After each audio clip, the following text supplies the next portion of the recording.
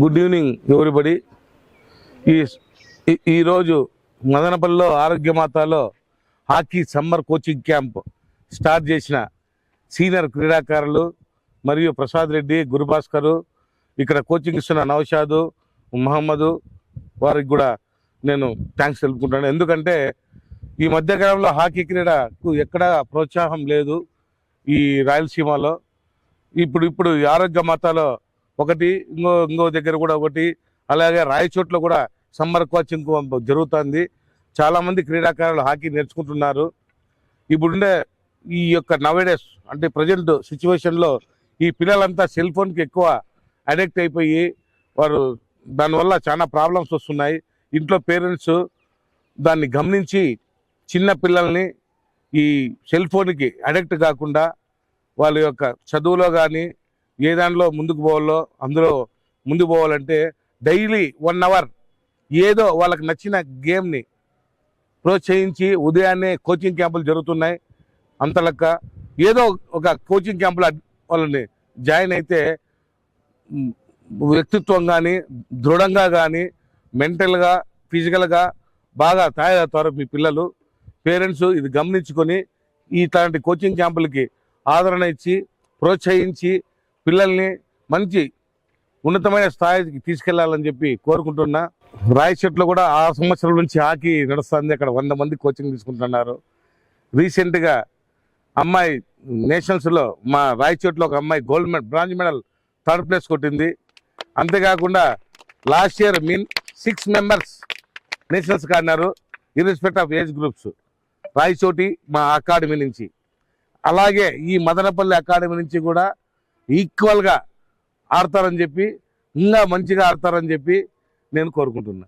ఇలాంటి కోచింగ్ క్యాంపులు చేయడం వల్ల పిల్లల్లో ఇల్లు ఉండేవాళ్ళు ఈ గేమ్కి ఇట్లే నేర్చుకునేస్తారు. దీనివల్ల మంచి మంచి ఆపర్చునిటీస్ ఉన్నాయి. నేషనల్స్ ఉన్నాయి, స్కూల్ నేషనల్స్ ఉన్నాయి, తర్వాత యూనివర్సిటీ ఉంది, మళ్ళా అసోసియేషన్ టోర్నమెంట్స్ ఉన్నాయి, ఐపీఎల్ ఉంది, హాకీ హెచ్పిఎల్ ఉంది. కాబట్టి ఈ క్రీడని హాకీని ప్రోత్సహించి ఇండియాలో మన మదనపల్లి నుంచి కూడా ఇండియా కలర్ వేసుకుంటారని నేను ఆశిస్తూ ఈ క్యాంపుని విజయవంతంగా జరిపించాలని చెప్పి సీనియర్ క్రీడకు మరోసారి సంఘాసం తెలుపుకుంటున్నా. Thank you very much. ఎంతో ఘన చరిత్ర కలిగిన మదనపల్లిలో ఎంతోమంది పేరు పొందిన క్రీడాకారులు తయారయ్యి ఎంతోమంది మంచి ఉన్నత స్థాయిలో స్థిరపడినారు. ఇక్కడ కూడా ఒక మంచి త్రిలోకేకర్ గోల్డ్ కప్ హాకీ టోర్నమెంట్ జరిగేది. అది ఈ మధ్యకాలంలో కనుమరుగైంది. దానికి చాలా బాధపడుతున్నాము.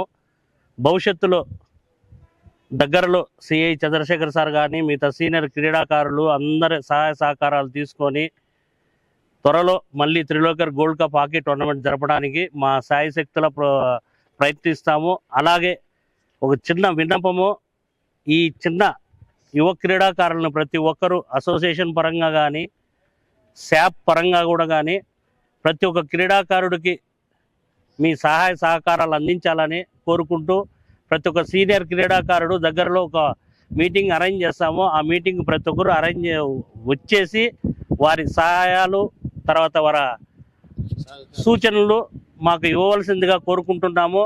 అలాగే గత చరిత్రలో ఏ విధంగా త్రిలోకేకర్ గోల్డ్ కప్ జరిగిందో అదే విధంగా ఫ్యూచర్లో మేము జరపాలనుకుంటున్నాము. దీనికి పూర్తి సహాయ సహకారాలు సీనియర్ క్రీడాకారులు కానీ సీనియర్ సిటిజన్లు కానీ మదనపల్లి పట్టణ పుర ప్రముఖులు కానీ మరియు శాప్ మరియు అసోసియేషన్ మాకు పూర్తి సహకారం ఇవ్వాలని కోరుకుంటున్నాను.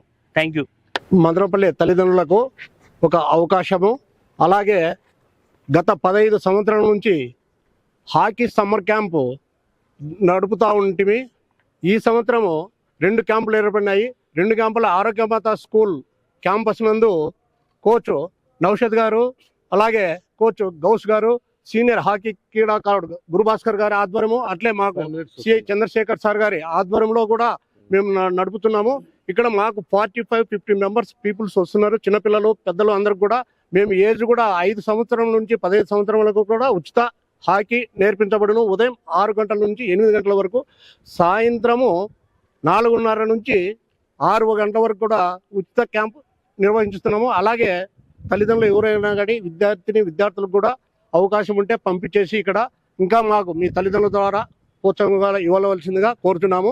అలాగే ఈరోజు చంద్రశేఖర్ చేయి గారు పిల్లలను చూసిన తర్వాత హాకీ స్టిక్స్, అలాగే బాల్స్, హాకీకి సంబంధించిన సామాగ్రి ఉచితంగా ఇచ్చినాడు. సార్ కూడా ఒక ధన్యవాదాలు. ఈ రోజుల్లో ఇప్పుడు జరుగుతున్న పరిణామం జరుగుతూ ఉండేది సార్ క్షుణ్ణంగా చెప్పారు. ఈసారి కాదు, మేము ప్రతిసారి ఆరోగ్య మాతాలో ఒక ఆరోగ్యంగా ఉండాలి, పిల్లలంతా భవిష్యత్తు బాగుండాలి అనే దృష్టితో ఏదో గేమ్, ముఖ్యంగా ఇప్పుడు హాకీ ఈసారి ఫస్ట్ టైం పెట్టాము. ఆరోగ్య మాతాలో హాకీ, కరాటే మార్నింగ్ 2 పూట్ల జరుగుతూ ఉంది, హాకీ కరాటే కూడా. కాకపోతే పోలీస్ డిపార్ట్మెంట్ ఇన్వాల్వ్ అయ్యి ఇలాంటి పిల్లలకు కావాల్సినటువంటి ఏమి అవేర్నెస్ తీసుకురావడం అనేది సిఎస్ఆర్ ఈరోజు హాకీ స్టిక్కే కాదు, ఒక ఆరోగ్యపరంగా పిల్లలు ఎంతో మంది చెడిపోతున్నారు. సార్ చెప్పినట్లు మొబైల్కి కానివ్వండి, ఇంకోటి కానీ ఏదో వాళ్ళు చెడు మార్గాన్ని పోకుండా ఏదో ఒక గేమ్ వాళ్ళు అలవరుచుకున్నారంటే రాబోయే కాలంలో కాబోయే భవిష్యత్తు వాళ్ళే ఫ్యూచర్. కాబట్టి నేటి బాలులే రేపటి భావి పౌరులు అని వీటి నుంచి మనము బాల్యంలో నుంచి వాళ్ళకు మనము నిక్కట్టిగా ఏదో గేమ్ వరకు తీసుకెళ్ళామంటే హాకీ కానీ, ఫుట్బాల్ కానీ, కరాటే కానీ, మార్షల్ ఆర్ట్స్ ఏదైనా కానీ వాళ్ళు ఉన్నారంటే వాళ్ళ జీవితం బాగుంటుంది అనే ఉద్దేశము ఎంతమంది ఆలోచిస్తున్నారు. అలాగే ఈ రోజంతా హాకీలో సీనియర్స్ మన గురు భాస్కర్ కానివ్వండి, మన నౌషాద్ కానివ్వండి, మన ప్రసాద్ రెడ్డి గారు కానివ్వండి, మళ్ళీ గౌస్ మన కోచ్ గౌస్ కానీ చాలా శ్రమ తీసుకొని పిల్లల కోసం మనం ఏం చేసినా పిల్లల భవిష్యత్తు బాగుండాలనే ఉద్దేశంతోనే ప్రతి ఒక్కరు ఇక్కడ చేస్తున్నారు. అలాగే ఈసారి ఈ సామాగ్రి కూడా చంద్రశేఖర్ సార్ ఇచ్చినారంటే, అలాగే చూడండి ప్రతి ఒక్కరు పోలీసులు అంటే అందరూ ఒక రకంగానే ఉంటారు. ఈ కళ ఇది మనకు వచ్చి ఒక స్పోర్ట్స్గా అభినందించి స్పోర్ట్స్ కోసం చేసేవాళ్ళు కూడా ఉన్నారు. Thank you very much sir Chandrashekar sir, thank you very much.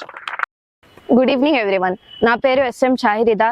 ఇండియాలోనే మొట్టమొదటిగా హాకీ స్టార్ట్ అయ్యింది. నేను 6 years నుంచి హాకీ ఆడుతున్నాను. మాకి Naushad sir, Ghouse sir, Prasad sir అందరూ మాకు చాలా ఎంకరేజ్ చేశారు. అది కూడా మాకు గవర్నమెంట్ నుంచి ఇంకా కొంచెం ఎంకరేజెస్ వస్తే మేము నేషనల్స్ ఆడే అవకాశం ఉంటుంది. So please thank you.